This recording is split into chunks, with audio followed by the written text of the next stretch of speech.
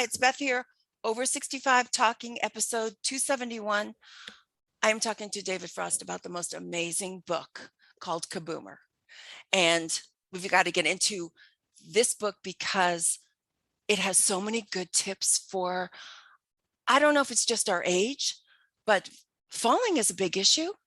Dehydration, like all these things that you have in your book are really simple, easy things that we can do to improve our lives. And of course, in the beginning of the book, you're a jock, and you got you're not preaching to the choir when you're talking to me and my friends. You're talking to people who are like the cheerleaders on the sideline when people run the marathons. But you need an audience. Everybody does. So that's who we are. But your lineage is amazing. You got a lot going on. Well, thank you. I've been lucky enough to have been around a few blocks a few times, Beth, and blessed, really blessed. So living the dream. And if I can share a few of the lessons I picked up, I'd love to do that to get people excited about thriving and striving. Yeah, do it. Yeah, that's it is a marvelous thought that perhaps not with COVID, because that certainly corrupted statistics. As a rule, until 2 years ago, Americans and frankly, most developing countries, adults were living longer. Yet the question is, with diabetes, metabolic syndrome, poor sleep habits, opioid addiction, are we living better? And some folks like me that tend to be a little bit natural say, I don't think so. And what can we do to change that? There's some anecdotes in Kaboomer. One is James Galdafini, a tremendous actor who Sopranos pretty much killed himself at the age of 54 because of genetics and because he ate and drank. Not like a monk, but and so unfortunately, hopefully he lived well, but he didn't thrive and strive into his 90s as some of us would aspire to do. So that's just an example of somebody who, as Mickey Mantle said, if I'd known I was going to live this long, I would have taken better care of myself. So this is a self-care offering from this Medicare age guy, this baby boomer, who believes that taking steps two at a time, Beth, is better than taking 2 prescription pills at a time. Yes, totally. And I love your part about spinach, because I live in Texas, and dehydration is a big thing. And when you get older, I've had 2 friends end up in the hospital with dehydration. It affects your organs. I mean, when you wear out. But you have one, which is spinach, a bunch of spinach before you do activities. It's like Popeye. Isn't it interesting that whoever came up with Popeye for comedic reasons was onto the amazing subject of nitric oxide. And it relaxes the veins, and you're able to perform better when your veins are relaxed to do both Herculean feats or Popeye-like feats, but also to keep at it longer. Yeah. So whether it's beet juice, which many people don't like the taste of, some people have acquired the taste of a superfood, spinach, and there are others too. I'm sure kale. Do you eat it like in a salad, or do you have to can I have like a nice salad before I did something? Yes. Good. Yeah. And it, however you can. And of course, we hope that most folks can get it naturally. Mm-hmm. And if you can afford sourcing to get it from an organic and natural kind of farm to table source, if you can afford it. I know is sometimes that become a hardship, or now with all this talk about the supply chain falling apart, maybe we can't, but still frozen spinach is better than no spinach. But you could go to a farmer's market, because that's a winter vegetable, isn't it? I think it's year round. It's a pretty good weed. Yeah. So the idea, I call it vitamin P. But what it triggers in your body is this ability to relax your veins and perform better. So I know, by the way, there are no calories, and any calories in it are protein, a little bit of fiber. It's just extraordinary. So how things like spinach and kale became superfoods, yay. It's just amazing. It's an acquired taste. But in answer to your question, you can put a little in your omelet in the morning, and that actually helps you absorb the choline, an amino acid of the eggs better if you put color on your plate, even at breakfast. So yes, you can have it in a salad, you can have it in juice, you can blend it. Although some people say you should eat it whole rather than blending it. But I say just if it's colorful and if man didn't make it, eat it. That's funny. I have a girlfriend whose husband was sick, and while he was sick, she had these, you remember the blocks of frozen vegetables that your mom would Yes. buy? Yeah. She just would, take off a little bit and put it in all his food all day long. Just, Hey. and that's easy. That's not going to the store. She was kind of hammered. There was no time, but she had these things, and I don't know if it's true, but freezer vegetables are good, right? Frozen and most canned vegetables are certainly better. Again, the one thing in this, I have to attribute this to Jacqueline Lane. So you were very kind. Oh my God. I love when you say names like that, because we are all like 65 and over. Just keep saying names like Jacqueline Lane. No one said that in 20 years in my life. Well, but you know what is that he had many extraordinary things about him. He was larger than life and, of course, self-promoting. But he was really the first guy to espouse and endorse and promote strength training for women. Now, on my little black and white TV, Beth, Jack was surrounded by ladies in spandex, and of course they look great. But one of the reasons they look great is they lifted and they took care of themselves. And if you believe that, this isn't from Lane, but if you believe the adage that strong is the new skinny, strength training is powerful stuff. Well, that's good. No, I like that better than skinny is the new skinny. And you said that I can use, I loved your book. And you said you can use 5-pound sugar weights. You don't have to, walk into Academy, or you can do what you can do. Start where you are. And I could do that. Yeah. Pressing against a work desk, or doing isometric exercises where you don't contract or don't move your joints. But if you go through a door jam, this, my dad used to do that. Yeah. He was a big proponent of that. Yeah. It's still contracting the muscles, which is work, which is burning calories. But you can do that at a stoplight. You sure can. Yeah. And instead of smoking, which, you probably were always perfect, but, back in the day, that was you'd be put on hold, and you would, with your anger, smoke or be at a stoplight that was very long, and you'd eat a candy or smoke or something. And now you can just maybe do that. Absolutely. And that's kind of good for anger, actually. Yeah. It's kind of contracting muscles and sometimes moving joints, but isometric means not moving the joint, is a wonderful stress relief. I say if this old world is getting you down, the James Taylor song. Oh, yeah. Don't go up on the roof. Well, if you go up on the roof, make sure you climb the steps, get some fresh air. You're right. But move. Oxygen is tremendously important. Breathing is important. So this breathing, do it for me. Do it for me, like the 4 breaths. A 4x4. Yeah. Let's pretend we're Navy SEALs, Beth. All right. Let's inhale through the nose, and some people do it through one nostril, which is a different thing. But just 4x4. This takes 64 seconds, just over a minute. So cleansing breath. In for about 4 seconds. Hold for 4. Out through the pursed lips for 4 seconds. And then nothing for 4 seconds before you repeat 4 times. Navy SEALs do that to lower their blood pressure, lower their heart rate. The parasympathetic system gets relaxed. They're in the zone to do either violent things or face life-threatening situations without heart pumping and that sort of thing. So mindful breathing, whether Dr. Chopra talks about it or Navy SEALs talk about it or you and I talk about it, it is so important to control your system mindfully. The yoga, I don't know if you're a yogi, but folks know how important mindful breathing is to relieve stress and to help in exercise. So when you're walking up to the roof, James Taylor song, breathe mindfully, and during your exercises, just celebrate One of the marks on longevity is how much your lungs can hold and how quickly you can exhale almost all the contents of your lungs. The Norwegians are huge proponents of a statistic or a metric called VO2. That's maximum.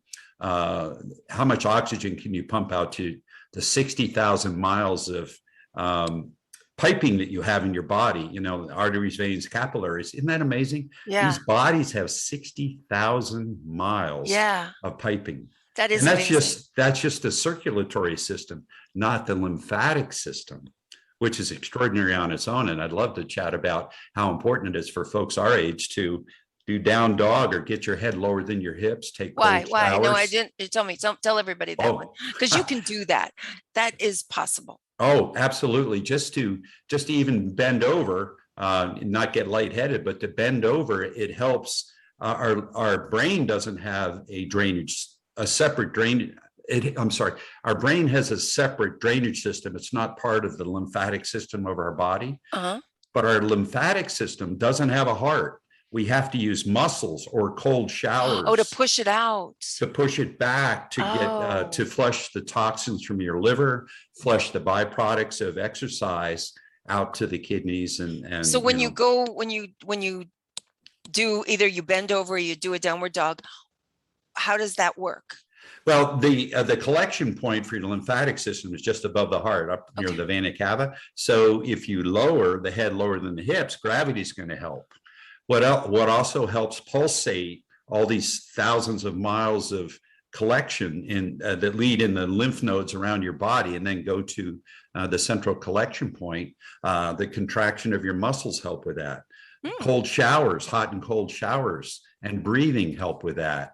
But as we get older, one of the great growth industries right now is lymphedema clinics, because people have swollen ankles and they're not able to flush the toxins of life. And I'm sure many of your listeners are concerned about the environmental toxins. Cankles were just something you were born with that showed up when you were 65.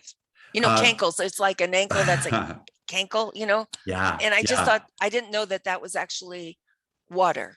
Well, it's some of it is water, certainly, but the lymphatic, this is what passes through the membranes of cells and is collected by the lymph system to get flushed out of your body.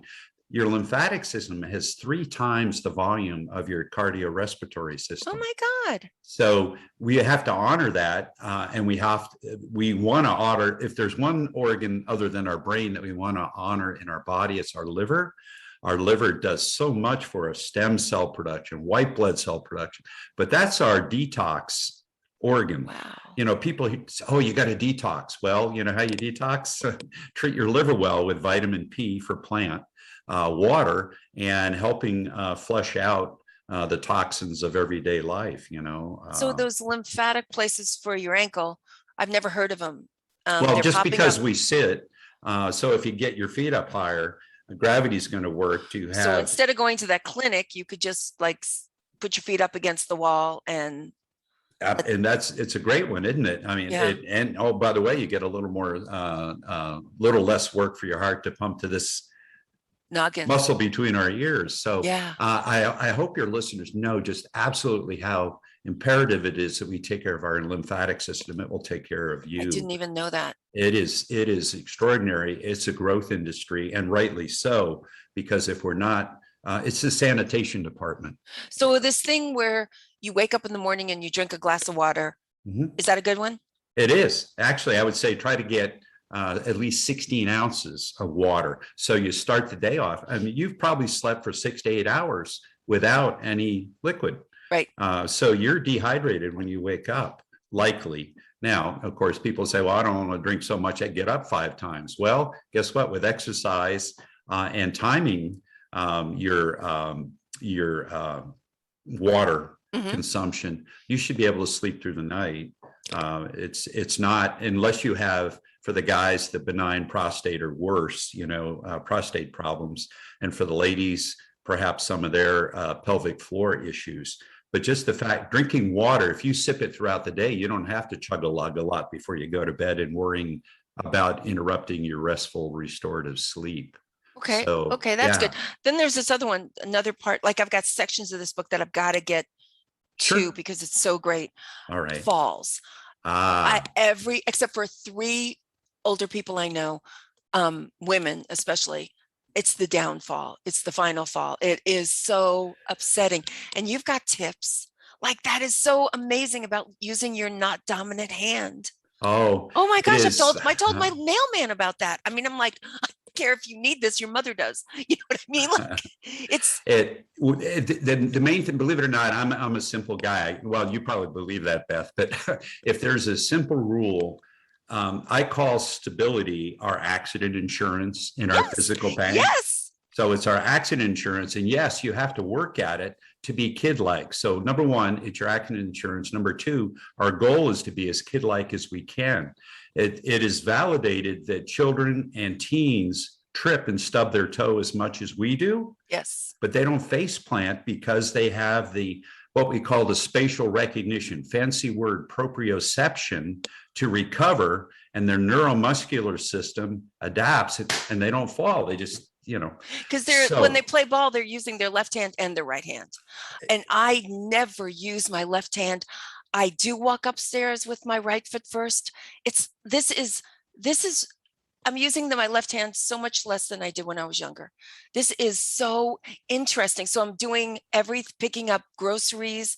I'm working this muscle and I can feel sort of like I'm balancing. I forgot I had a left side.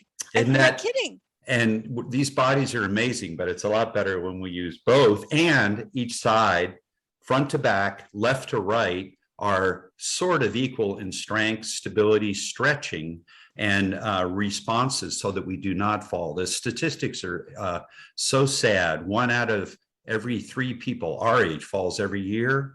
And Wow. of those, there's some statistic that every 11 seconds, an elder our age ends up in the emergency room for wrist, elbow, shoulder, hip.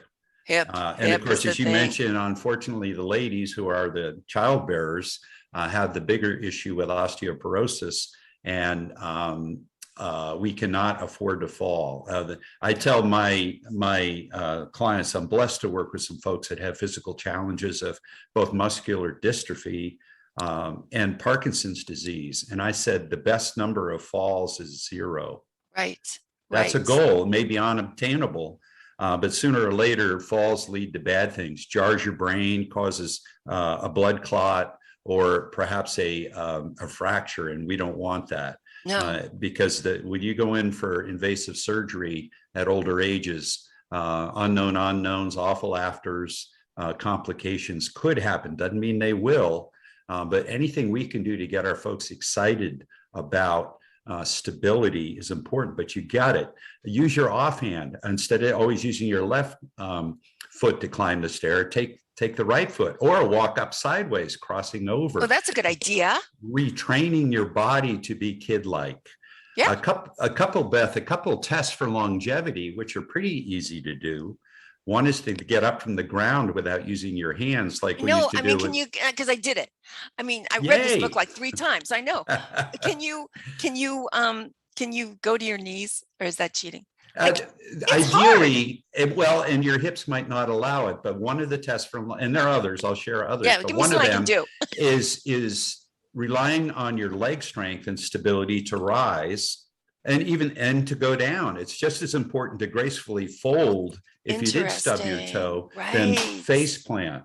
So if you Right. can fold by using your muscles, and oh, by the way, if you have more muscles, you protect your joints better, right? You may get a Right. bruise, but you may not break a Yeah. precious It's got a bone. little buffer. Yeah. So, in answer to your question, on your knees is fine, but ideally, unless you had a major hip problem, a mobility problem, ideally, in a short period of time, you could move to sit to rise test, I'm getting there. I'm getting there. which good for you. And it's a journey. It's Well, I doing can do it when work. I'm watching television. I hate There to you be go. There you that go. person, but you know, I'm not going uh, to lie to you. It's it's it's okay if I don't mind doing things when I'm, doing something else. You know what I mean? I'm just, it's yeah. and the jogger's high, you know, I tried. It's like it's such a phenomenal idea, and you get it all the time. Like you are so lucky. Well, I'm blessed that I have experienced many times morphine-like releases from our body, not popping a prescription drug to relieve pain. I know. There's a story of a gentleman. He wasn't our age. He was younger. Somewhere during the New York City Marathon, I believe it was, he fractured his femur. That's a But big one. because he was experiencing the runner's high and his musculature kept, now I don't know how bad the fracture was, but that gentleman finished 42 kilometers race on a broken femur.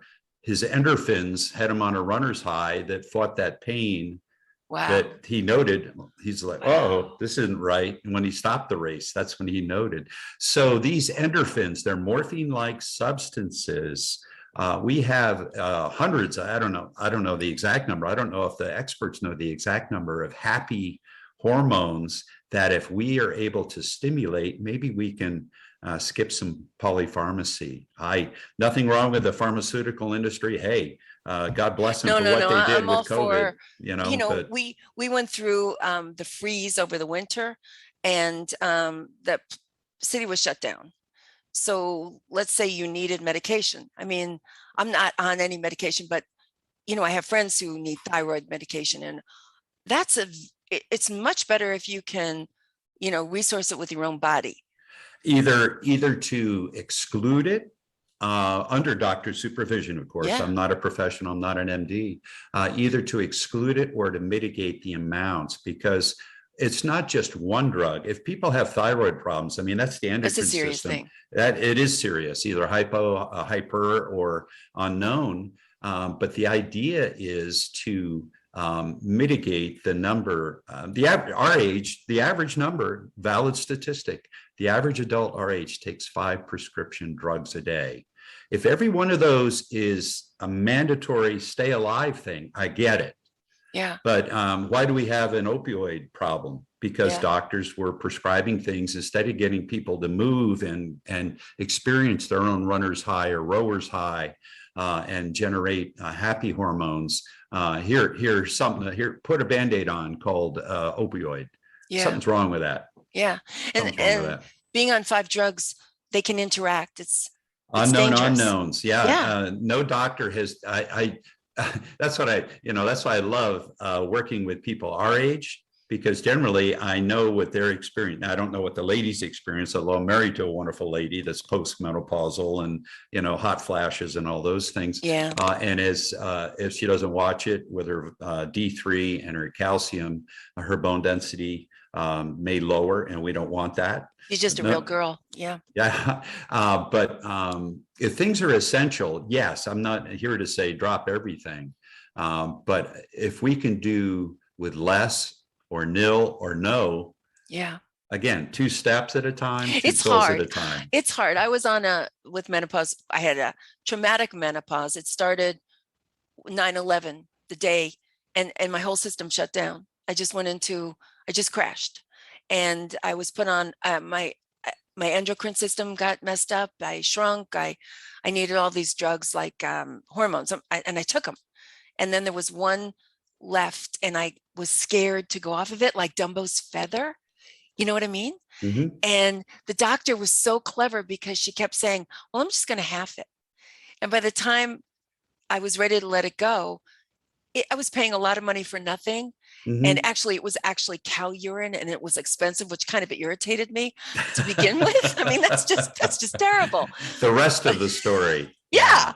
I mean, I was like, and it had a cow on the picture. I'm like, seems like bamboozling, but it was such a low dose that when I went off, it was fine. She was a wonderful doctor, and she understood that it was psychological, which I'm not usually, it takes a lot of energy to be psychologically wrapped up in things. And I don't usually get that way, but I could see getting on a medication is one thing, getting off of it, it's hard for people to do it. So the best thing you can do is just never get on it. Yeah. However, in a reality check, rational check, I hope your listeners are asking why 5 times. When you go to a primary care physician or a specialist, why is it that drug? Why is it that dosage? What are the unintended consequences of That's a these good other question. drugs? Those kind. So you are the customer. And last time I checked, many of those doctors are not. We have a doctor in the family, and my grandfather was a country doctor. So I think I can say this, that doctors generally are compensated well for their knowledge and their ability to treat sickness. But I had a wonderful gentleman who I was chatting with the other day, PhD in elder care. And he said, we're not really talking about healthcare. We're talking about sick care. So I hope there's more and more of a movement for preventative and almost holistic. I'm not a homeopathic. I can't even say a lot of those fancy terms for traditional medicine. But I do know there are a couple of first principles, Beth, that you can take to the bank. Motion is medicine. If you get restorative sleep, you're going to be a happier camper. You're going to live longer and better. If you can keep your stress managed from injury, from medical condition, from being a first responder, if some of your listeners still have the greatest generation that's alive, I know they're unfortunately leaving us every 7 seconds, another baby boomer or whatever it is, I'm sorry, our parents, greatest generation. Yes. So if we, the boomers, are first responders, I can tell you nothing more stressing that I observed with my wife than watching her nonagenarian parents slip away. We were blessed to have them. My sainted mother-in-law almost made it to 100, but the last couple of years were not quality years. And that's really the goal in my way of thinking. All I know is that I want to prove the Social Security Administration wrong. I got a printout from the Social Security Administration. Dave, you're going to die at 85. This is your benefit. Yeah. And I said, I'm sorry for my kids and grandkids. I'm going to do my best to make sure I don't die at 85. I read this New York. I live and New York Times has obituaries. I read obituaries. They were fascinating 10 years ago when all these World War II men, they just all look kind of like Barney Fife. And then you'd find out they were at Normandy and they were just these amazingly humble guys. But this man just died, and he had been amazing with zoos. He had at the Bronx Zoo, which we would visit every year, at least 3 times, was a terrible place for animals. And the jaguar would just be neurotic in this little tiny cage. And he was there too. And he saw all this, and he changed the way zoos were made. And he retired at 71, and he lived to 95. And in his obituary, he said, I wish I had never retired. I had so many more zoos I could have done, so much more I learned. And once you get off the treadmill, they don't let you back on. But that was 24 extra years. Yeah. It's terrible. And who wants to retire? What's the fun? I mean, I don't play golf. I just think if he loved his job so much, then it's not a job. It's either a paid hobby or an unpaid hobby, right? Yeah, it's a passion, and he had to let it go. But yeah, the thing is, we're like the first generation where there will be many of us. My parents' generation, they smoked, or they didn't eat correctly. They definitely didn't exercise, and they didn't make it past 68 or 72. We're the first generation where there are going to be a lot of us.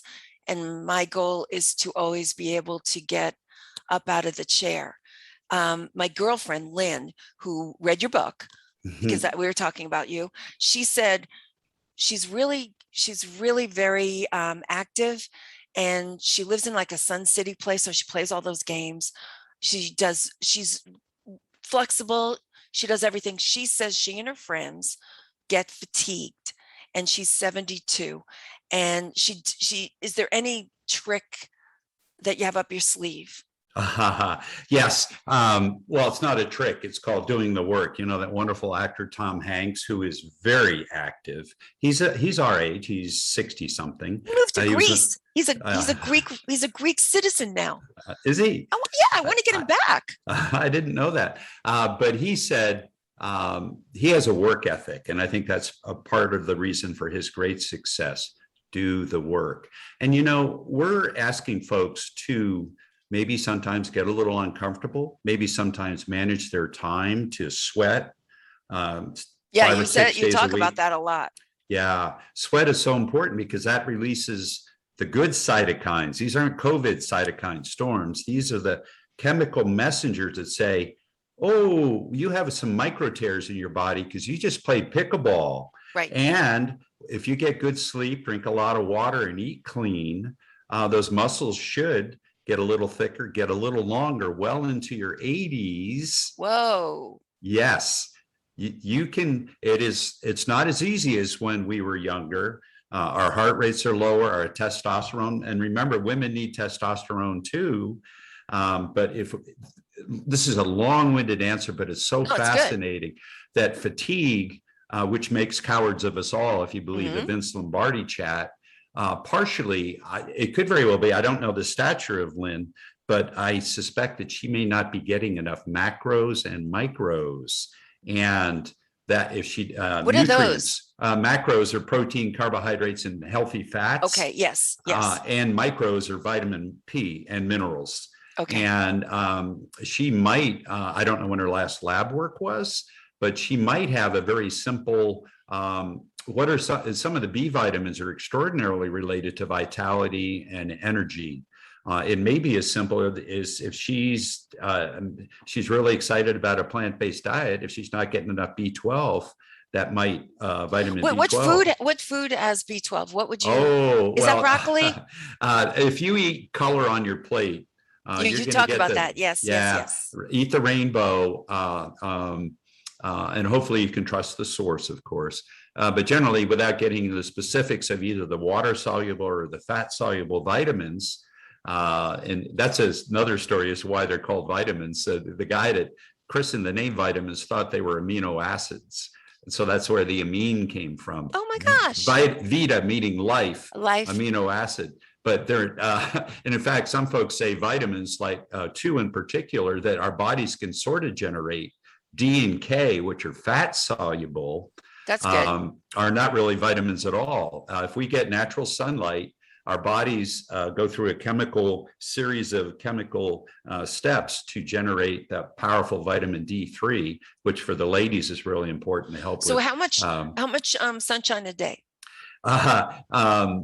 Indirect, well, it depends on when you go out. If you're midday, you don't want sunburns, but you do. I think it's a very nominal 15 to 20 minutes. That's what I thought, but that seemed too easy. Isn't that? And more importantly, don't wash off the surface that just got the beautiful sunshine for a while, because your cells have to do the magic starts at the oh my God, because that's what you do. You come in and you immediately jump in the shower. Yeah, so there goes that vitamin.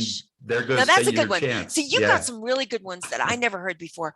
Like when you sleep, you metabolize 1/3 to 1/4.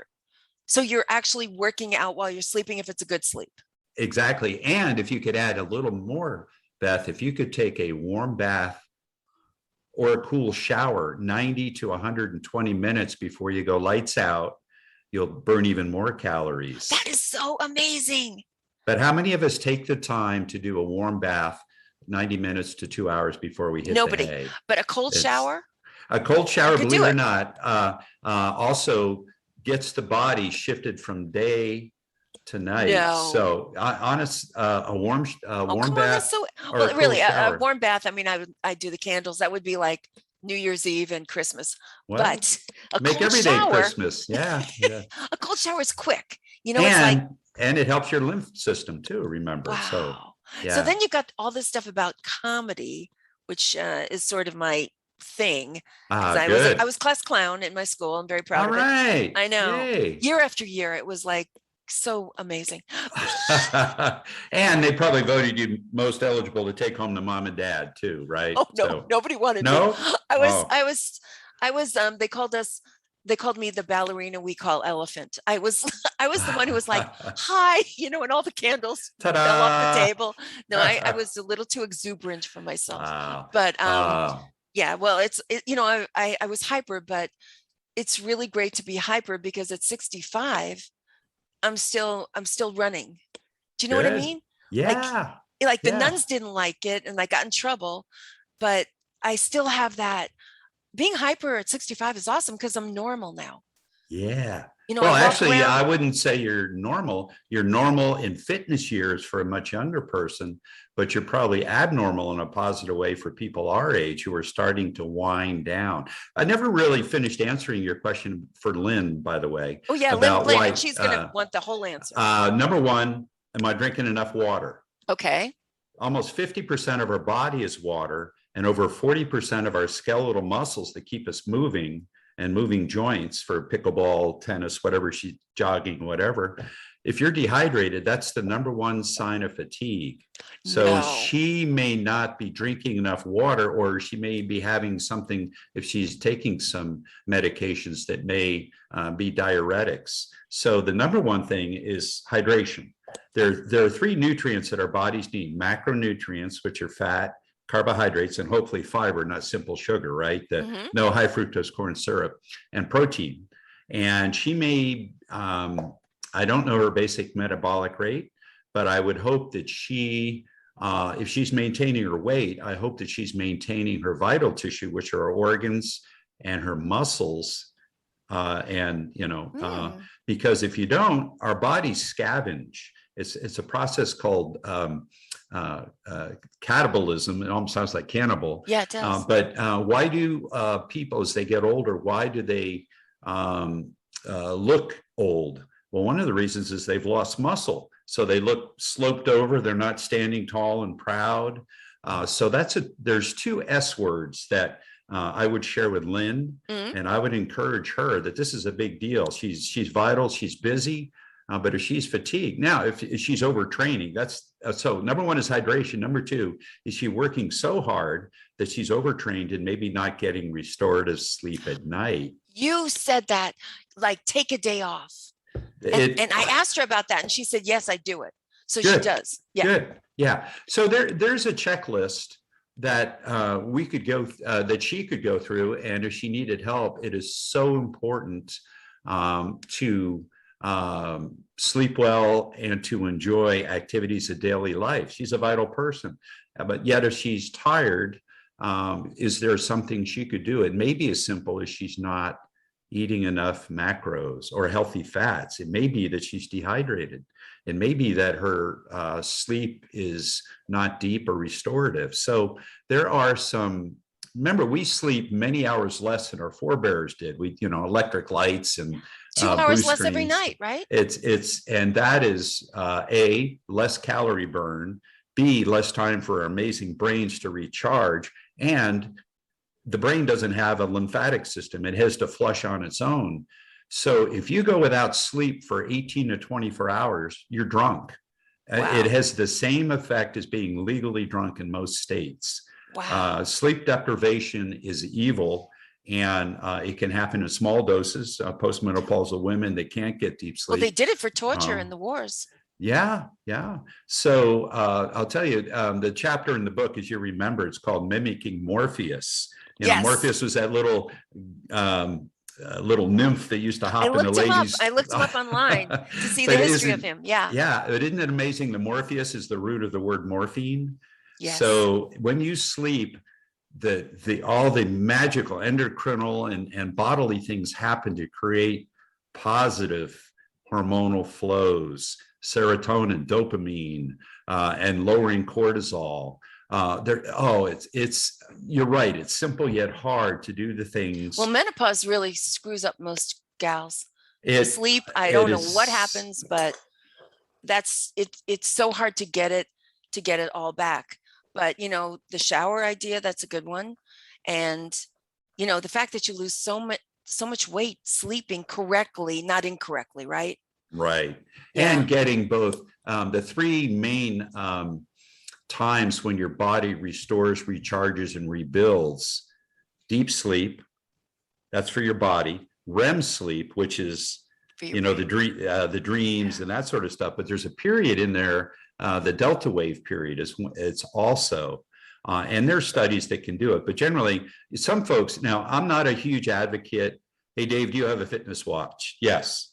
Dave, do you have another appliance? This is an Oura, O-U-R-A ring, What does it which do? it does a little bit more than this watch does. It monitors heart rate variability to see if I'm really rested before I work out the next day. If, Ooh. believe it or not, a higher heart rate variability is good. Resting heart rate, generally the lower is good. It says you're ready to do serious work the next day, or work or play, right? Or in Lynn's case, pickleball or whatever she's doing. But feedback. Hey, I've got the best feedback in the world. My wife says, you're getting a little snippy. I think you need a nap. Yeah. Okay. Okay. I'll back out right now. So, this very, NBA athletes use them to monitor the quality of their sleep. And it's a marvelous way, Beth, to spend up to 1/3 of your life. It is not wasting What's time. which personally, just for your own little person, what do you do before you go to sleep? This watch tells me I fall asleep too quickly. Mm-hmm. Isn't that interesting? Where supposedly you need a little time to recharge, but I don't look at screens. All night long. My wife reads a tablet, and then I wonder why she doesn't sleep. Do you watch TV? I do watch some TV when I'm not teaching or doing other things, but I try to get off the grid, and the latency generally is 2 to 3 minutes before I'm gonzo. Now, it takes a while to get into deep sleep, but if there's a couple of rules. One is you should not exercise with some vigor 2 hours before bedtime. 2 hours is also a good time to take a warm bath. You burn some calories with a warm bath, but you're telling your body it's time to wind down. So, what do I do? Generally, I try to have a busy day, but I think, and I try to think about the top 3 things I want to get done tomorrow. So it doesn't, I think my wife wakes up thinking about the to-do list, right? Yeah. So I try to resolve that before I go to bed. But, I'm blessed. I'm a Navy guy, so I could sleep with, Men snoring all around you. Yeah. So, what is, and I said it in the book, I'm kind of on this campaign for people to really ask why do they need drugs? But if you cannot sleep, that's one area where I would say go see a sleep professional. I thought that was surprising that you said that in the book. And then I thought this must be so important because that's so opposite of everything else. And it's based on experiences. Most of this, what started off as kind of a Ben Franklin's Farmer's Almanac, I wanted to just document my lessons learned over my 69 years on the planet, when the few brain cells that I have working toward habits and things like that. I was the head of a nonprofit for a while, and we were trying to do a major fundraiser, and I was not sleeping. And oh, by the way, it was about the time I found out I had obstructive sleep apnea. That'll do it. The doctor said, listen, I'm going to prescribe this thing called Ambien, which is prescription. He said, I would like you to cut the smallest I can give you in half, put it under your tongue, and see if that helps you get to a deeper sleep. To have it last a longer time. And to have it absorbed. Yeah, slowly.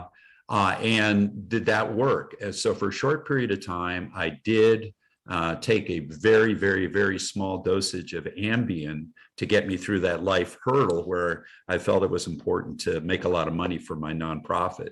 And there are exceptions in life, whether you're a first responder for the greatest generation, or you're stressed over your kids, or 1,000 things happen in life. I know that. But try as best we can, try to get back to mimicking Morpheus. Try to get back on your feet. Yeah, and then you have this whole big thing about humor. And that to me is interesting. What you say. Not only humor, but hugging. Isn't it interesting that if you know the old song "Love the One You're With"? Remember that from was it the Yes, it kind of 70s? irritated me, but go on. So even the thought of hugging and is enough to trigger the very good oxy. And I want to make sure I say the Wow. right one. The hugging hormone is oxytocin. That is not the opioid oxycodone. So the good, you can generate a positive hormone flow. The hugging, loving hormone, oxytocin, I believe, is the Wow. just by the thought of hugging, even if you can't reach your loved one. Certainly, a physical embrace is Or better. going through the pandemic, we're all getting 5% of the hugs we used to get. And it was so important to even think about it or imagine. Or I always ask my folks when I'm doing a workout session with them, if they're able, I always ask them to give them, I always ask, did you give yourself a big hug today? How do you give yourself a big hug? Does it work? Does it feel It's good? Does it release try something? it. I I used to do that when I was in school, like pretending I was, like yeah, practicing yeah. making out, like The, I didn't know it worked. yeah. So the thought of embracing intimacy, oxytocin is extraordinarily powerful Hmm. for, I mean, we all know that, we're on the planet to not only fight or flight, but to frolic, Yeah. right? So Yeah. even the thought of frolicking or hugging or intimacy is extraordinarily important for positive hormonal flows. Yeah. So it is important. And then, so I said hugging as well as humor, but I interrupted your comment about humor. There, we've all heard the platitude, but is it? I would say that Dr. Patch Adams is every bit as hilarious in real life as he is if you see You Robin really know the man? Williams. I met him, and that guy dresses like that. He absolutely dresses like Ronald Oh, McDonald, and yet he has espoused laughter as the best medicine. And laughing is a wonderful dispatcher of pain because some of the folks that are your listeners that may have episodic or chronic pain, there's another adage, there is no pain without brain. And if you're laughing, all those nervous systems, sympathetic, parasympathetic, are thinking about your guffaw, your chuckle. They're not thinking about the feedback from your body that says, hey, you just burned your finger, or worse, of course. right. But humor and laughter are extraordinary. Or the thoughts of happy days.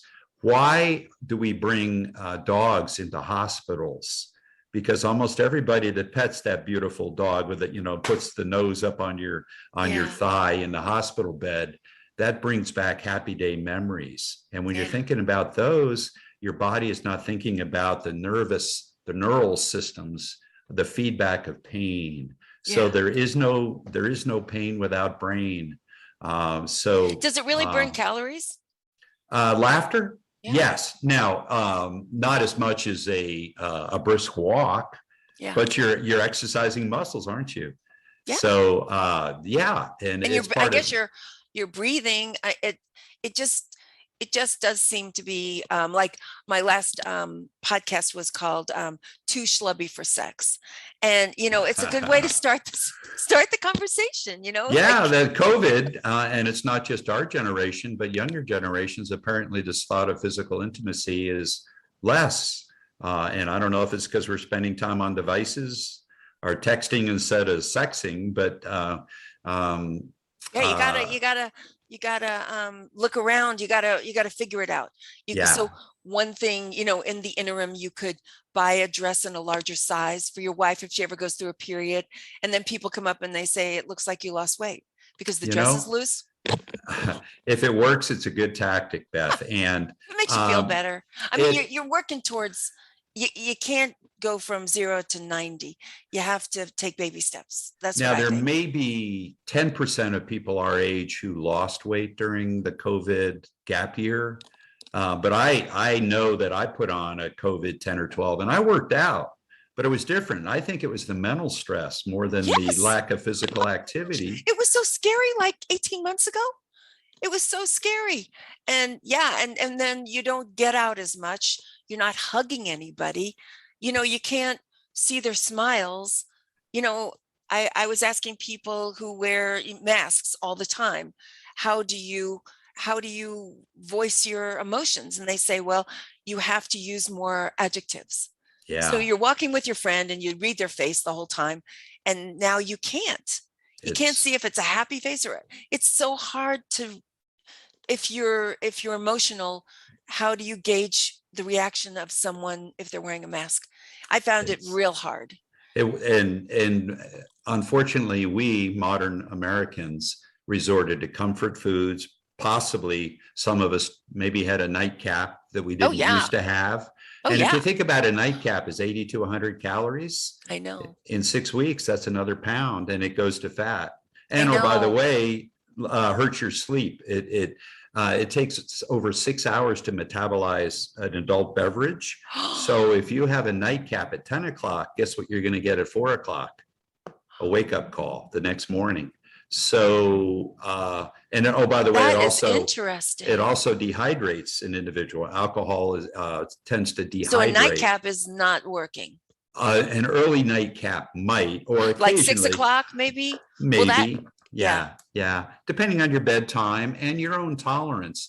And some folks, I did share my own experience that some spirits or wines impact me in different ways. I could have a sip of, like George Washington, I could have a sip of rye for a nightcap, no impact for that night on my deep sleep, no wake up from my device. Wow. However, red wine, as much as I love it, and there are many reasons to drink red wine, it's based on grapes, Festival, yeah. polyphenols, resveratrol. But if it wakes you up, And that is what happens to you? with red wine, yeah, maybe now one glass for dinner, but if I had a second glass watching Monday Night Football or whatever, I might very well feel good, get to sleep a little easier, but wake up 6 hours later because your Isn't heart rate is that higher because you're interesting? trying to metabolize the alcohol. Yikes. Yeah. Wow. Sleep is So precious. And day again, drinking is the answer, right? No? and originally folks drank because the water was terrible, Right? and then they realized it was kind of social. And in the book, I think experts say if you are not currently drinking, do not start drinking to enjoy the benefits of red wine in particular. Yeah. However, there are studies that suggest that folks who may have social drinks a couple nights a week may live longer because they're social. So what's the cause and what's the effect? That's so funny. I see, you'll drive around and you'll see these people outside smoking, talking to each other while everyone else is, and they're social and they're in the sun. Now, I'm not saying that's a good thing, but everyone else is on their devices. It's just, and drinking, I do meet with my girlfriends once a week and we'll meet for lunch, and it's a lot shorter than if it's a happy hour. You know what I mean? It just Yeah, seems we start, yeah. people just relax. Uh-huh. And I think it does blow off some steam. So Ah, yeah, it's it's it's hard to. it moderation. Satchel Paige, that great Negro League. Think it's okay to say Negro League, but a wonderful Well, gent. that was the name of the league. I mean, Yeah, but he said, don't eat a lot of greasy food. Don't look back. Somebody might be gaining on you. But everything in moderation. And, I listen to what Satchel says. Also, what Mickey Mantle said, if I'd known I was going to live this long, I would have taken better care of myself. So some of these things we're chatting about, Beth, and your do you Maurice Chevalier one, you had some good ones. Oh, back to your buddy Jack LaLanne. It's better to wear out than rust out. Yes. You know, Yeah, and motion.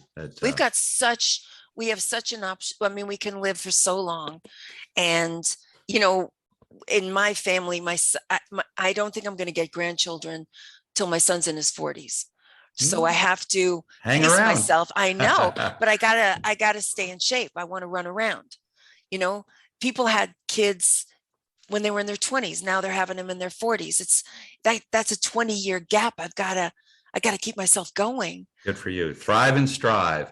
And some of the things you're doing, I can just tell by your personality. You're engaging. Social interaction is almost, I say almost, as important as the physical exertion to thrive and strive. We're not bristlecone pines. We're not fungi, although fungi are really healthy things because they can't move and they have to fend off all kinds of evil things. So that's why you That's should have interesting. it. That's why mushrooms are so healthy for most people.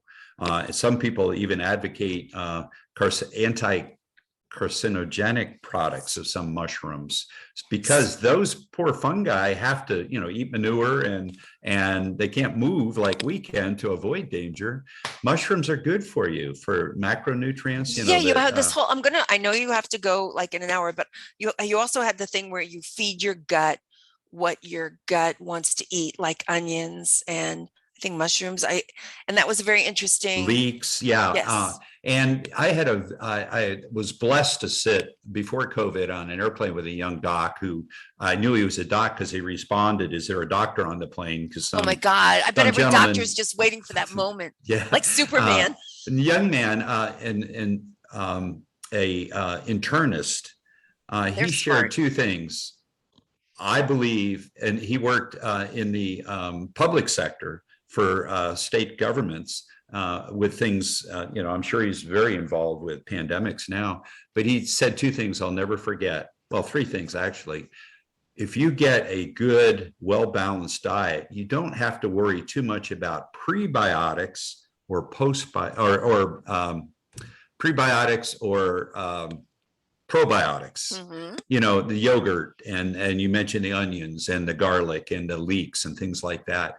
You don't have to worry about supplements or finding the right bacillus strain because you're getting it naturally from your diet. Yeah. But we have trillions of bacteria and other organisms in our gut, many more than the cells in our body. And if we don't feed them, they're gonna rebel. They're gonna inflame. Or if you have to take an antibiotic, watch out. Yeah. And then you have to be very careful about repopulating. That the good microbiome. Exactly. So the doc said don't be too concerned about all the hype about this yogurt or that yogurt or whatever. If you have a good, well-balanced anti-inflammatory diet, you're probably okay in most cases. Number one. Number two, he had just treated a young dad who took his daughter to Disney World and it's not our age, this guy's 40 something, a Gen Xer. And it was just the flu. He died at Disney World from the flu. And he suggested, from his point of view, getting flu shots was really important. And we know at our age, we even get a uber dosage and I'll do it. That's just me. I'm all for personal liberties and so on. But with the case of the flu, I don't want to transmit to anybody else, but I also don't want to die like that young dad did in there. So there's point number two.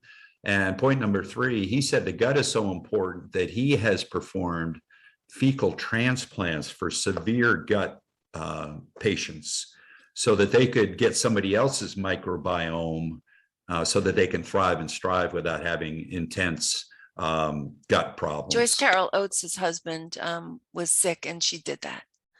It's greater act of love have no woman, let me tell you. Wow. But it helped him. That was the best, flying is to get from point A to point B. But that was one of the more enjoyable chats with a gentleman. I'd listen to what he said. Well, plus flu shots, thing, I would have, it's interesting. And I'm glad you got it out that you do believe in flu shots. I personally do. I had the same year that Jim Henson, the puppeteer, the wonderful puppeteer, sad. Yes. He died from a very a microplasmic pneumonia. Guess who got it the same year? You? My doctor didn't do a lung X-ray until I was almost out of here. So I'm high risk because I've had pneumonia. And when I've had pneumonia. It took me 8 months to get my strength back. You don't have your lungs. You're not, until we get an iron lung, and we don't want that.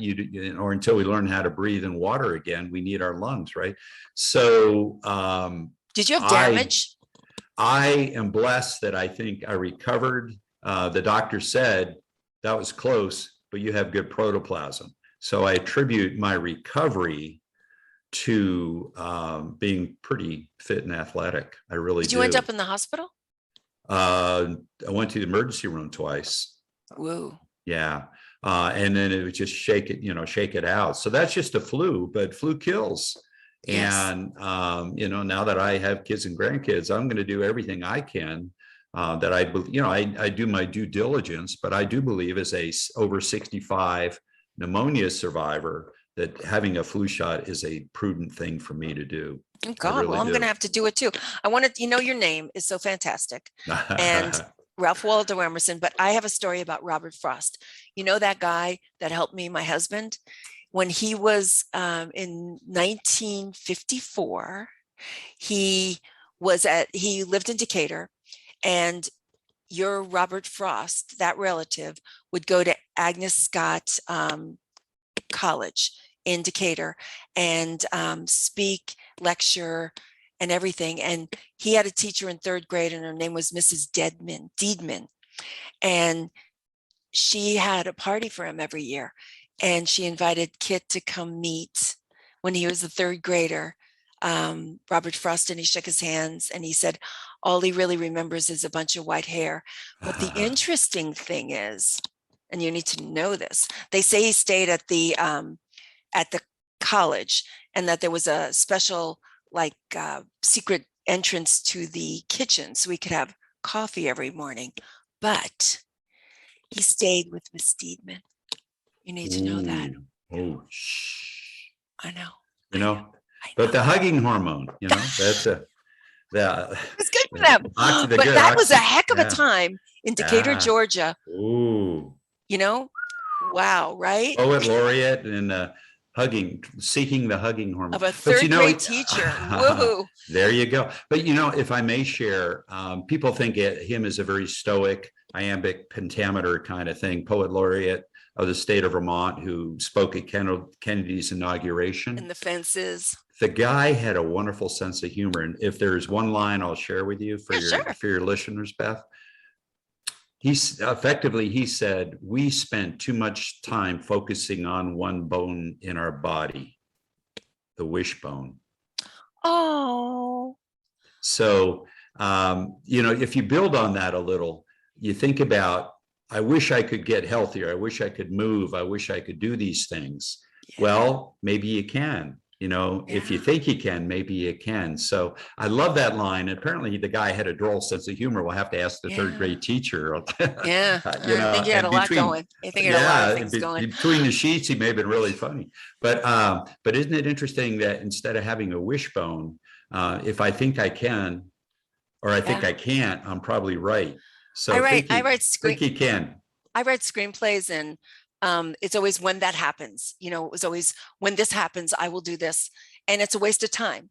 You just need to keep going with your life and let it happen. And, the other one that you have to tell is the story about Thoreau. And then I'm going to put a link to your book because everyone needs to read this book. We just barely scratched the surface. This is kind of like, a field guide for aging. That's the first time someone's described it that way, Beth, but that's about it. I wanted it to be the joy of living. If folks remember the joy of running in the 70s and 80s, and Jim Fixx died from a heart. You have to tell me the thing that Thoreau said, the thing with his. Oh, yeah. They're so funny. So some of my family roots on my sainted grandmother's side, she's a Gulick, but somewhere in the past, the Gulicks and the Emersons got together. So I am in line with this gent called Ralph Waldo Emerson, who talked about the felicities of age. So that was, I thought, another reason other than the field guide was to show that somebody, 160 years later could maybe write a book. But so Thoreau from Concord, Massachusetts, many people know on Walden Pond and idyllic, bucolic, all this sort of stuff. And what is really kind of funny, we did the tour and there at Walden Pond, and it was a very busy day in the summer, beautiful lake, of course. So when he was there, it was really great. But people think he was out in the middle of nowhere. This is like a mile from his home. So he would take his laundry home to mom and get home cooking. So all this. I love it so much. Everyone should know that. That is the all best. this existential, I'm going to make do. Yeah, I'm going to make do until mom gets me clean underpinnings. It just, Oh my it God, was, it just I makes it thought, so much easier. but No one's perfect.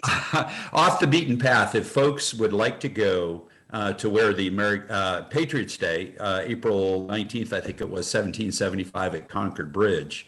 That is on what used to be Emerson property. Of course, it's a national park. But in Concord are the Alcotts. I mean, this was Women's Lib. This was the Underground Railroad. This was Suffragettes, everything. everything. And this cottage industry of great thoughts. Think tank. But it was. But one of the think tanks is a little bit of fake news because he went home with his laundry to mom. Best. That is so great. Oh my gosh, I just love it so much. Now listen, your book. So if I put, could you send me something, a link where Sure. Is that sure. how?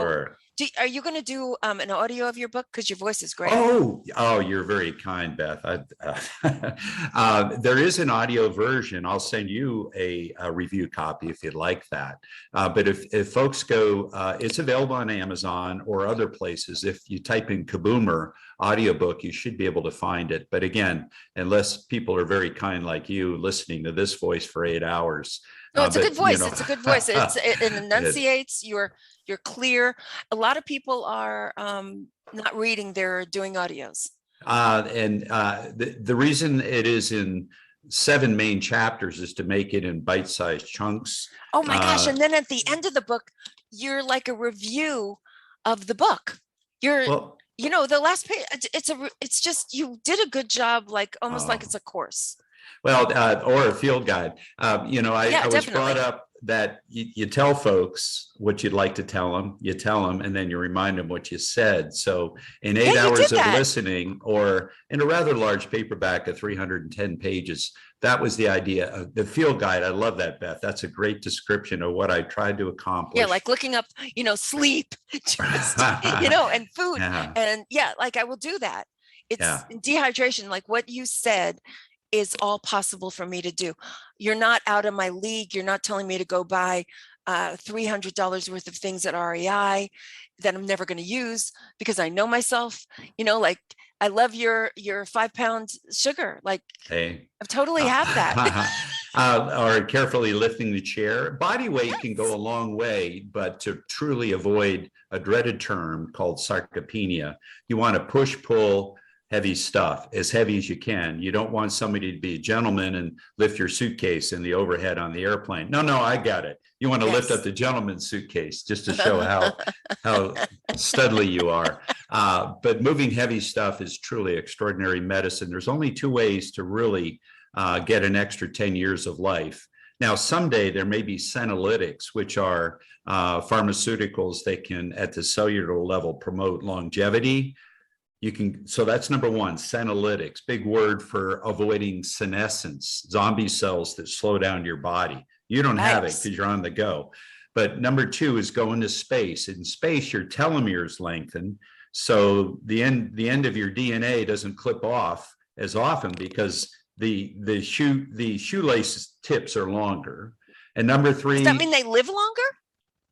They can live longer because you only replicate a cell only replicates so many times before it becomes senescence or dies. Yes. So if you go into space, you get, although you lose skeletal muscle because you don't have gravity, so ladies shouldn't go there. But so go into space if you want to lengthen your telomeres or work out. And I'm probably not going to get into space, so I'll take the workout approach. Hey, you know what? I'm going to call you back in a year or 6 months. It depends on how productive I am with what I think I'm going to do. So we'll say 6 months, but I know myself. I'm going to call you back and we'll have another one in the year, and I will have done some of these things. Wow. Well, remember, if you think you can or you think you cannot, you're right. I think I can. I just need to push myself through it. I know I can. Part of the reason, by the way, we're coming up to that time of year when New Year's resolutions come and go, and most go. It's because we choose goals that are too lofty or too long. So parking the car a little farther away if we can go to the mall, or James Taylor, walk up to the roof, don't take the elevator. Yes. And hug and hum and laugh and there it is, David. well, there it is. You know? That's beautiful. Those are all doable and They are, enjoyable. They are. Yeah. Yeah. And I mean, you're like so much better than I am, but there's little moves for little groundlings. You know what I mean? Like I can move my little game forward too. I don't know why it is. I have this isn't pejorative or stereotype, why ladies are so critical of themselves. Guys are in denial and they'll say, everything's fine. I got the same waist I did 10 years ago. Yeah, but you have that Dunlap's disease where your waist Dunlaps over your belt. But ladies are always so critical. If you can get up from a chair, you're an athlete. So just think you're an athlete, but you're going to take small, measured, success-oriented steps. You say to that make in your a difference. book. You're right. Like that's where I am, and hugging and laughing and parking my car further away, getting a little sunshine. These are like really doable. I'm gonna do them. But we're not doing them. I know, but I think I can definitely hug more, and I can definitely park further away. That is so easy. When you do, you are enhancing your chances to see those grandbabies when they come. I know. Now, I mean, do you know a girl? Do you know a girl? Like anything? You got a girl for me? I got a wonderful son. He's so beautiful. I'll set the trap lines. How's that? Good. Oh, good. Okay, good. Okay. But, and please, if there's one website other than people, if they wanted to hear more about Kaboomer, wellpast40.com. But I encourage all of your listeners, Beth, to go to a free website, which just takes a few minutes to take an anonymous life estimator to find out what your chances are to live to 100. So it's living200calculator.com by Dr. Thomas Perls. And I can send you the link. Yeah, send me the link. I'll put it underneath yours. And it's not exercise. Exercise is way down the list. Anti-inflammatory diet. Do you have cancer in the family? That's, we can't hire new parents. We're stuck with the ones we had. Yeah. But by the way, things change as well. Now, if you're not taking a baby aspirin, don't start. That's the latest. Wow. But it used to be that a baby aspirin could help with avoid clotting and heart attacks. But wear your seatbelt, floss your teeth. Yeah, that's moderate your coffee. Don't start drinking alcohol if you haven't been, but if you drink alcohol, remember Satchel Paige. So the Living to 100 calculator, you can take that to the bank. You can assess your chances. They will give you a number. It says based on your answers, your subjective answers. Oh my God. The last time I took it. Okay, so that could be very depressing. No, you can improve it. You can improve it. Like That's you said, right. You can build muscle. You can do everything. I also want you to send me a picture of your book cover. Oh, so sure. Like that'll be how that we'll get to this episode because I like it. We can do that. Yeah. There's Beth on the cover right there. See, right? Oh yeah, that's me. That's me. That's me. Is that your wife? No, this is a stock photo, but I asked if I could. I thought it kind of looks like you. Well, I'm in You're here. on the back. Well, you're in the rowing picture. I'm in the back. Yeah. Yeah, we love that picture. Okay, I'm gonna call you up in like 6 months. Okay. All right. I look forward to it, Beth. Thank you so much. What a great chat. And I'll send you a couple thoughts maybe for your notes. That Living to 100 calculator. And you're absolutely right. Start small. Success. That's I'm your little Minnie Mouse. I'm gonna make it. Okay. I think I can. I think I can. Exactly. There you go. Thank you. You inspired me. Loved it. Call you in 6 months. Thanks your hubs too for yeah, he was great. Thank you. Okay. Wizard of Oz machinations. Isn't he wonderful? There. And he doesn't even need a curtain. He's so perfect. Okay. I'll see you later. Bye-bye. Bye-bye. Thanks.